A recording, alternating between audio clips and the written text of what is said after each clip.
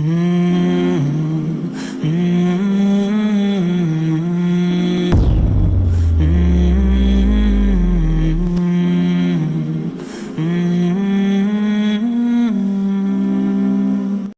فہم قرآن کانفرنس میں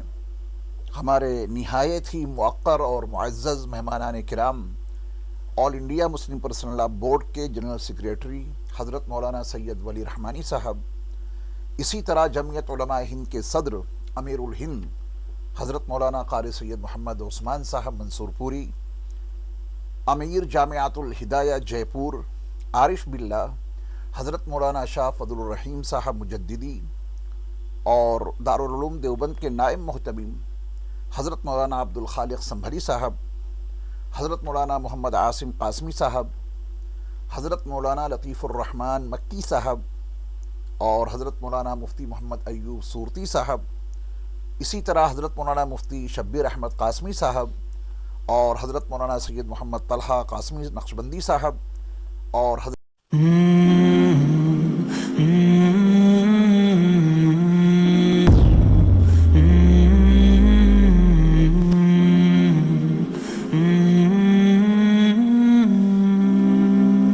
عالمی فہم قرآن کانفرنس میں ہمارے نہایت ہی موقر اور معزز مہمانان کرام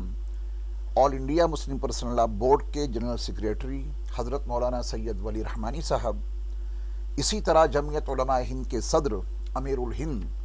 حضرت مولانا قاری سید محمد عثمان صاحب منصور پوری،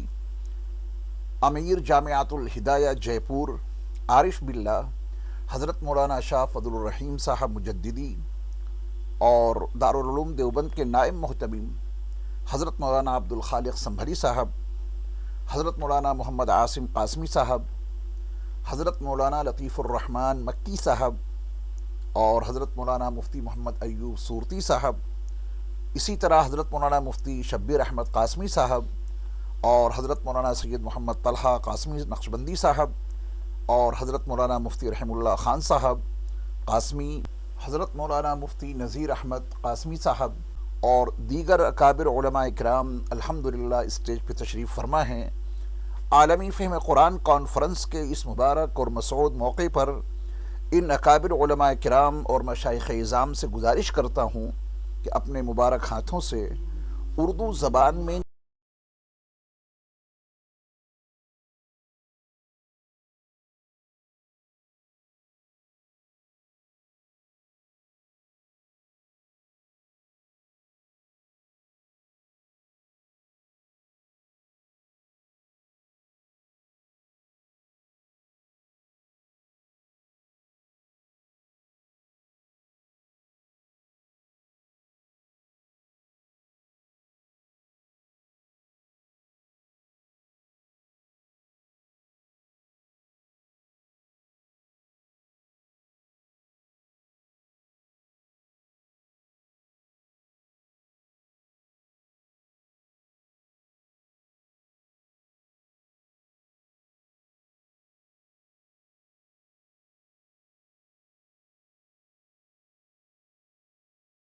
ادب اور احترام کے ساتھ میں دعوت دیتا ہوں امریکہ سے آئے ہوئے میرے محترم مہمان حضرت مولانا محمد عاصم قاسمی صاحب حفظہ اللہ،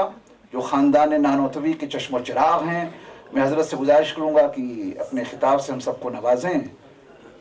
ہو سکتا ہے حضرت انگریزی میں خطاب کریں، اگر انگریزی میں خطاب کرتے ہیں تو حضرت ہی اس کی ترجمانی کر دیں گے اختصار کے ساتھ انشاءاللہ۔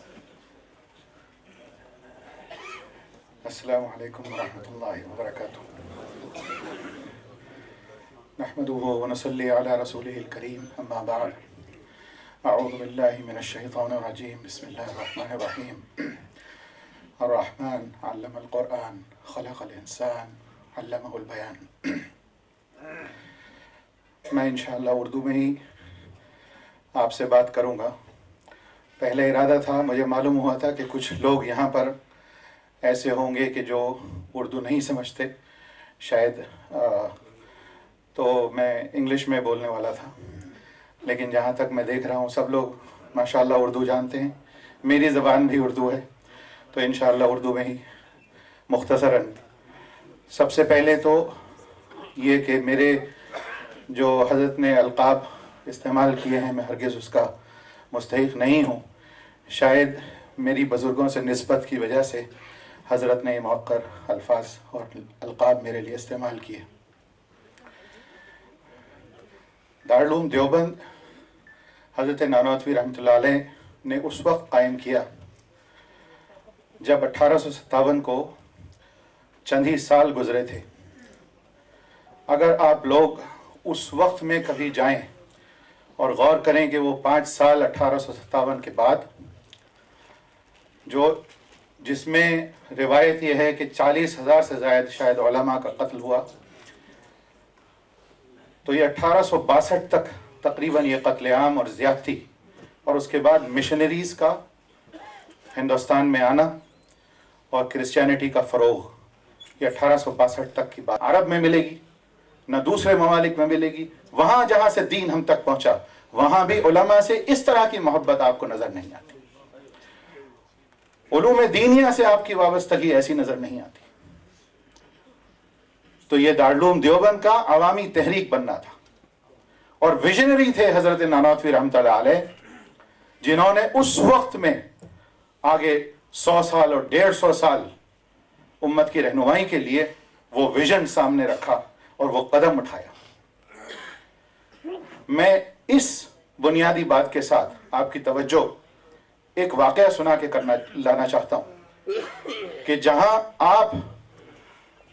قابل مبارکباد ہیں کہ آپ اس ملک میں ان علماء کے بیچ میں پیدا ہوئے اور ان سے فیض اٹھاتے ہیں، ان مدارس سے فیض اٹھاتے ہیں، وہاں دنیا میں اور بھی ایسے لوگ ہیں جہاں آپ نہیں پہنچ پاتے. میں بھی اسی جیسے ایک ملک میں رہتا ہوں جہاں پر اب کچھ علماء پہنچے، لیکن 30 سال پہلے جب میں امریکہ گیا تھا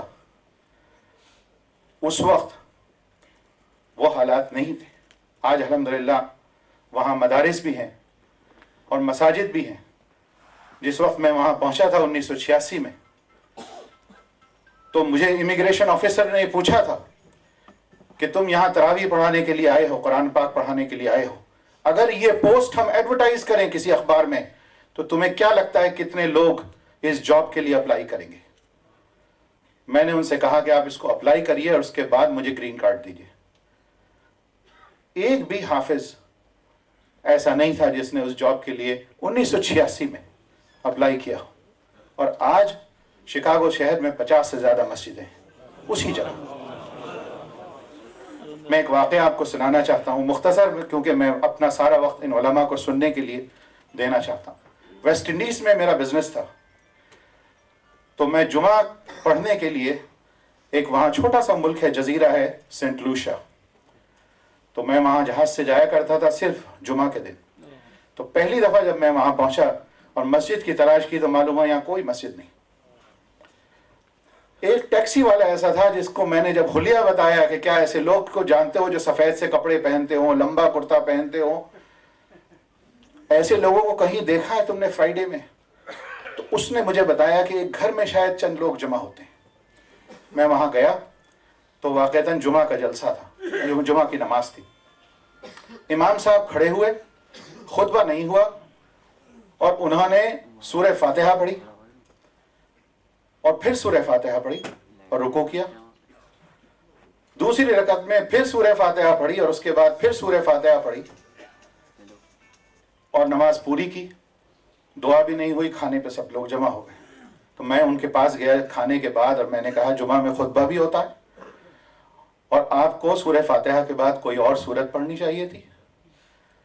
تو انہوں نے مجھ سے کہا، وہ وہیں کے لوکل لوگ تھے، سینٹ لوشیا کے باشندے، کہ ہمیں بس اتنا ہی قرآن آتا ہے.